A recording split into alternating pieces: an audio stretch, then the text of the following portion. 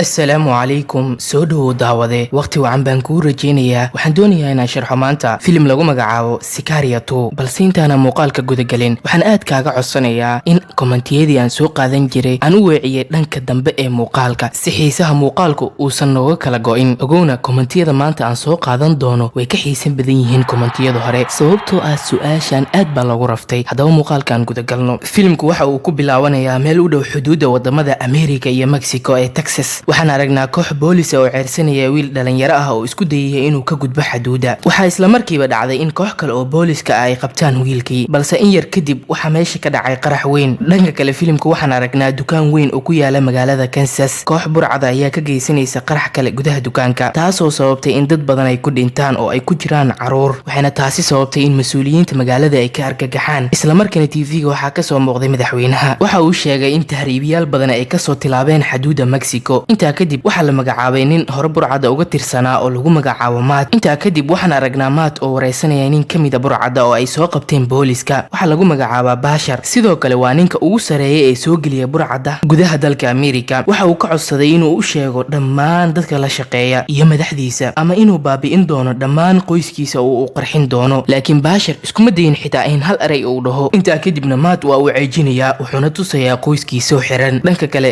gudaha Mexico waxaan ku aragnaa wiil dhalinyaro ah oo lagu magacaabo Mail waxa uu u gambiyay iskoolka si uu la kulmo saaxiibkii oo lagu magacaabo Hector waxa ay sigaar ku cabayaan meel banaan ah oo xuduuda u dhow Hector waxa uu la shaqeeyaa koox burcad ah wuxuuna saaxiibkii yar ee Mail u soo bandhigay inuu ku soo biiro kooxda wuxuu u balan qaaday inuu heli doono lacag uu ku raaxaysto waqti kadib Mail ma uusan ka fakin arinta isla markiiba waxa uu ogolaaday inuu ku biiro hadaan u soo laabano gudaha America Matt waxa uu saaxiib dhow la noqday gabar lagu magacaabo Sansia Ford waana gabar ka shaqeysa wasaaradda waxay u balan qaaday inay la kulansiin doonto wasiirka difaaca oo lagu magacaabo James labadooduna waxay doonayeen inay kala hadlaan sidii gabi ahaan loo soo afjari lahaa burcada ku sugan xuduudda ama loo dejin lahaa khidad looga hortago inta kadib waxay u soo bandhigeen in laga hortago ragga ugu khatarsan burcada oo lagu magacaabo Matamoros iyo King Paul Carlos Rice sidoo kale Matt waxay ku amreen inuu soo afduubto cunuga ugu yar ee caruurta Carlos Rice wuu ka aqbalay qorshahooda balse waxa uu shardi uga dhigay inuu adeegsan doono qorshihiisa qaaska ah way ka ogolaadeen waxa uu joogaa Colombia gaar ahaan Bogota wuxuuna ka codsaday inuu la qabto hawsha inta kadib waxa ay guda galeen qorshahoodii iyo khidadii ay ku howlgali lahaayeen Alejandro intuusan hawshii Matt guda galin waxa uu Janis ku helay koox ay la socdaan garyaqaan ama qariin lagu magacaabo Diaz inta kadib Alejandro waxa uu dhaxda u galay ama jidgooyo ku sameeyay Diaz iyo kooxdii la socotay inta kadibna waa uu baabiyay dhamaantooda laakiin Diaz oo isku dayay inuu ordo waxa ka dawaymaada Alejandro wuxuu gadaal ugu dhuftay xabad Diaz waxa uu ku dhacay dhulka maadaama uu dhaawacmay waxa uu soo bixiyay oo kiyaale wuxuu ku amray inuu gashto si uu si fiican ugu arko qofka dilaya inta kadib waxa uu iska qaaday maaskii uu watay wuxuuna ku dhuftay rasaas dhinaca kale waxaan aragnaa gabar yar oo joogta iskool waxa lagu magacaabaa Isabella waxay la dagaalaysaa gabar kale oo wajiga ka cijeesatay taasoo sababtay in hal mar wajiga feer uga dhufato inta kadib labadoodu waxa loogu yeeray xafiiska maamulaha markii ay soo galeen xafiiska Isabella waxay maamulaha u sheegtay in gabadha marka hore ay ku dhahday kelmad ay ka carootay iyadana ay bilowday gacan qaadka maamulaha waxa uu isku dayay inuu ceeriyo laakiin ma uusan awoodin inta kadib Isabella markii ay ka soo baxday iskoolka oo ay soo qaadeen ilaaladu uu u sameeyay aabaheeda waxa qarxay gaarigii ka horeeyay gaarigeedina waxa uu shil la galay gaari ka dambeeyay inta kadib waxa gaariga u soo dhaxgalay Alejandro waxa isla markiiba ogaatay inuu aabaheeda cadow ku yahay waxa uu laayay dhammaan ciidamadii la socday iyadana waa uu soo afduubtay wuxuu keenay guri aysan iyadu garan wuxuuna qorsheeyay qidadii uu ku geyn lahaa Mexico gaar ahaan xuduudda laakiin intuu jidku ku sii socday waxa dhaxda u galay ciidamada Mexico oo ogaaday Isabella waxay hoos gashay gaariga si ay uga baxsato halka raggii kalena ay jiida saareen si ay isaga difaacaan ciidamada kale inta kadib waxa si kidisa loo dilay mid kamid ah raggii la socday Alejandro taasoo keentay inuu ka caroodo una laayo dhammaan ciidamada dhinaca kale markaan u soo laabano America gabadhii ay isbarteen Matt ee Sansia Ford way ka carootay arinka maxaa yeelay waxay u sheegtay in xukuumadda Mexico ay ogaatay qorshahooda sidoo kale waxay ogaadeen in koox burcad ah oo laakiin aan la shaqeynin burcada ay joogaan Kansas xaalkuna wuxuu noqday mid sii xumaaday kadib markii wasiirku uu amray in howlgalka halka lagu joojiyo sababtoo ah cabsi oo kaga qabay in canaan uga imaan doonto madaxdiisa laakiin Matt gabi ahaanba waa uu diiday qorshahaas wuxuuna u sheegay inuu sameyn doono waxa ay tahay inuu sameeyo howlgalkana uu sii socon doono dhinaca kale Isabella oo isku dayaysa inay cararto waxa qabtay nin isaga oo isla gaariga sii saar waxa gadaal ugu dhuftay xabad Alejandro inta kadibna Alejandro waxa uu soo kaxay kaligiisa Isabella wuxuuna u sheegay inuusan wax dhib ah u geysan doonin jidka intii ay ku sii socdeen waxay bartamaha laamiga ku dhax arkeen arkeen nin taagan dhinaca jidka balse dhagool ah oo lagu magacaabo Angel. waxa uu bilaabay inuu kula hadlo luqadda ishaarada, wuxuuna u sheegay inuusan u geysan doonin wax dhib ah, halka Alejandro uu fahansanaa qaab hadalka ninka uu weydiistay inuu siiyo raashin labadooda. laakiin Angel oo ku hadlayay qaabka ishaarada ayaa weydiiyey siduu ku bartay luqadda dhagoolada. wuxuu u sheegay Alejandro in gabadhiisa oo dhimatay ay ahayd dhagool, sidaasna uu kaga fahmay luqadda. waxay joogeen halka habeenkii oo dhan. waqti ka mid ah isla habeenka waxay Isabella ogaatay in Alejandro uu ahaa ninkii dilay qareenka, waxayna u sheegtay inuu yahay burcad, balse waxa uu sheegay in waalidkeedu uu ku amray dilkaas. intaa kadib waxaa soo wacay Matt, wuxuuna u sheegay inuu dilo Isabella maadaama ay la socotay oo ay ogeed qorshahooda oo dhan iyo laynta askarta Mexico. laakiin Alejandro waa uu diiday amarkaas. Mattna wuxuu ku amray koox ka mid ah burcadii oo joogta xuduuda in Alejandro ay u dhameeyaan. isla xilligaana wiilkii dhalinyarada ahaa ee Mail waxa ay ku jireen shaqadoodii ahayd in xuduuda ay kasoo geliyaan burcadda iyo dadka Mexicaanka ah. Alejandrona waxa uu go'aansaday in Isabella uu ka gudbiyo xuduuda si aysan u arkin burcadda uu u soo diri doono Matt oo aysan u dilin. wuxuuna ku amray in tinta ay gaabiso, magaceedana ay ka dhigto Karena. waxay soo raaceen bas ay saarnaayeen dad Mexican ah. markii ay soo gaareen xuduuda waxaa istaajiyay burcadii. waxay markiiba qabteen Isabella iyo Alejandro.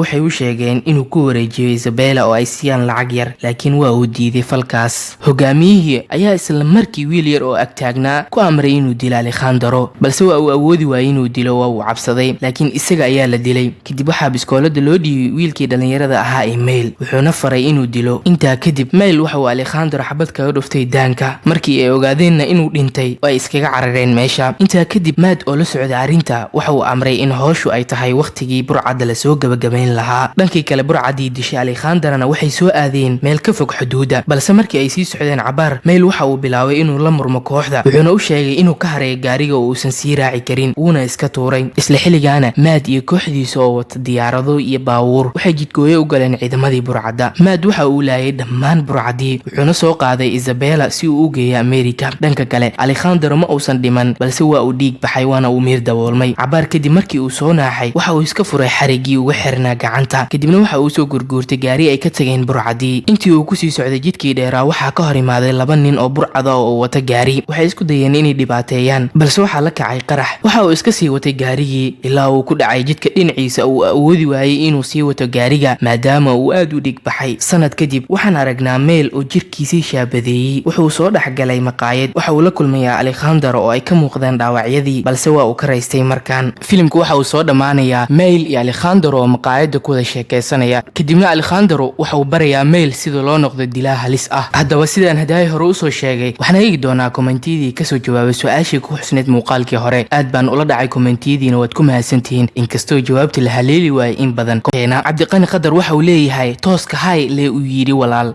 no. mulki nuur waxay leedahay tooska hay lee uu yidhi walaal. waa maya. axmed mahdi oo isku dayay jawaabtan waxa uu yidhi jawaabtu waa jihada koowaad. bushra axmed waxay dhahday 4+5 waa 4. cabdikariin cabdiraxmaan waxa uu dhahay wada sagaalaad. ma fahmin. raxma ruuxi waxay dhahday 5 waaye. no. cabdulqaadir xaaji waxa uu dhahay hanti ayuu raadinayaa ee hanti kama lumin.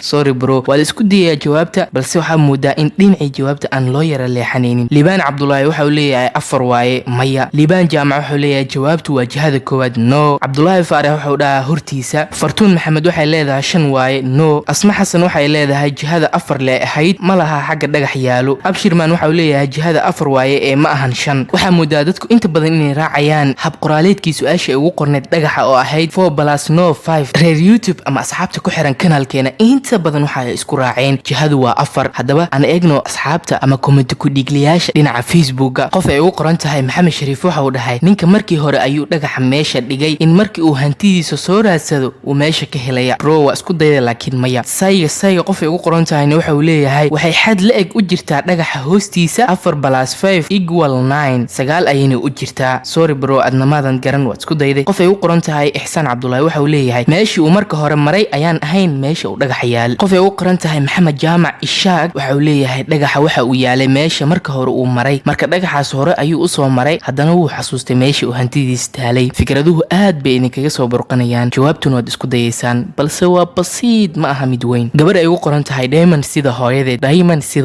4+5 waxaa laga wadaa in ay u jirto hantida 9 tilaabo dhanka jihada. wiil uu ugu qoran yahay Cabdiqani Daahir waxa uu leeyahay lacagtii buu ilaahay meel kale ka siiyey. qofkan u dambeeyaan soo qaato wiil ay ugu qoran tahay Bukhari Moha waxa uu leeyahay marka hore 4 jiha jiha ee u taagan n s e iyo w oo ka wada afarta jiho. wuxuu sii raacay qoraalkiisa n oo uu ku gartay inay u taagan tahay dhanka jihada. wuu ku tusaaleeyay wuxuu dhahay n waxay u taagan tahay 4 plus u waxay u taagan tahay 5 iyaduna waa 4 plus 5 oo ah 9 inay u jirto owna ay u taagan tahay dhanaha bartanka. wiilkan waxaa moodaa qofkii ugu dhawaayay soo dhaweey balse marka uu jihooyinka sheegay waa uu ka laabtay. haddaba jawaabta oo kaamila inta ayaan kugu sheegi doonaa. qoraalka ku qornaa dhagaxa kaliya un gedi. marka aad gediso waxaa kuu soo baxayso qoraal u qoran sida jiha magaceeda. tusaale markii aan gedino waxaa inoo soo baxayso jihada south oo u taagan koonfur ama junuub. waad fahantaa filaa jawaabta. haddaba waad ku mahadsantahay daawaday haddii aad intaa aynala joogtay.